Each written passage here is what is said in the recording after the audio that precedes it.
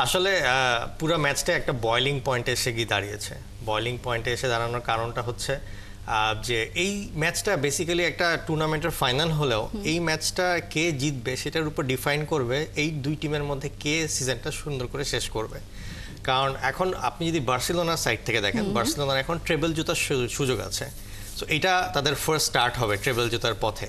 সামনে লিগে তারা আগিয়ে আছে, চ্যাম্পিয়ন্স লিগেও তারা আছে।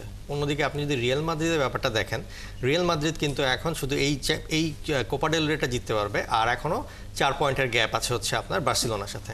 তো রিয়াল মাদ্রিদ চাবে যে প্রেশার দিয়ে মেন্টালি বিভিন্ন রকম সাইকোলজিক্যাল গেম খেলে যাতে বার্সেলোনাকে এই ম্যাচটা হারাতে পারে। তাহলে বার্সেলোনার যে ছন্দটা এখন আছে, যেটা কিনা ওরা খুব ভালো একটা ছন্দে আছে সব টুর্নামেন্টে, তাহলে প্রথমেই তাদের একটা টুর্নামেন্টের থেকে বাদ পড়ে গেল। এটা তাদেরকে সাইকোলজিক্যালি অনেক এফেক্ট করবে এবং এরপরে তারা আসলে টার্গেট করবে নেক্সট এল ক্লাসিকো 11 তারিখে যেটা হবে, সেখানে তাদেরকে হারিয়ে দিয়ে একটা সুন্দরভাবে লিগটাও তারা নিয়ে নিতে পারে। সো এখানে যদি রিয়াল মাদ্রিদ এই অবস্থা থেকেও 2টা ট্রফি নিয়ে আসতে পারে তাহলে কিন্তু রিয়াল মাদ্রিদের জন্য খুব ভালো। সো দ্যাটস ওয়াই ওরা এই ম্যাচটাকে খুব বড় রকমের টার্গেট করছে।